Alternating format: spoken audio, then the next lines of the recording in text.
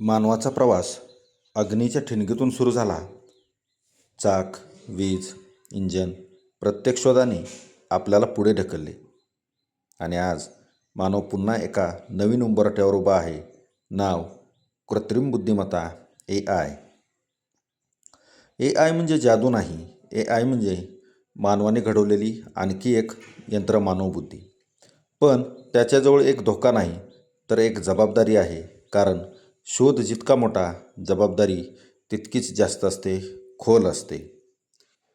आज AI इतका सक्षम झाला आहे की विद्यार्थ्याचे अक्षरही तो ओळखतो आणि त्याच अक्षरात उत्तर लिहितो.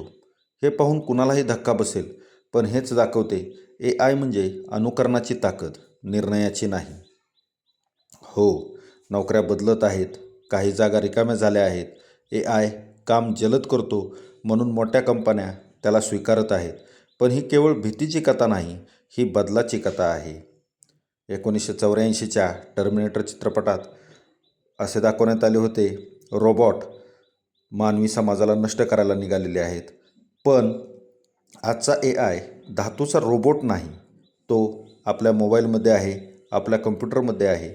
तो युद्ध करायला आलेला नाही, तो चुका कमी करायला आलेला आहे.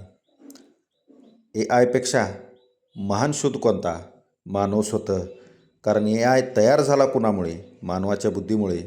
अग्नी, चाक, वीज हे सगळं मानवानेच घडवलं आणि AI हा त्या प्रवासाचा पुढचा टप्पा आहे. AIला घाबरू नका, त्याचा स्वीकार करा. AI तुमची नोकरी घेणार नाही, पण तुमचा AI वापरणारा प्रतिस्पर्धी तुमची नोकरी मात्र नक्की घेईल. म्हणून एकच मंत्र, जोडा, शिका, वापरा. भीती नाही, मार्ग आहे. AI हा भविष्यातील शत्रू नाही, तो आहे भविष्यातला सखा. आणि लक्षात ठेवा, जग बदलतं, पण मानवाची किंमत कधीच कमी होत नाही.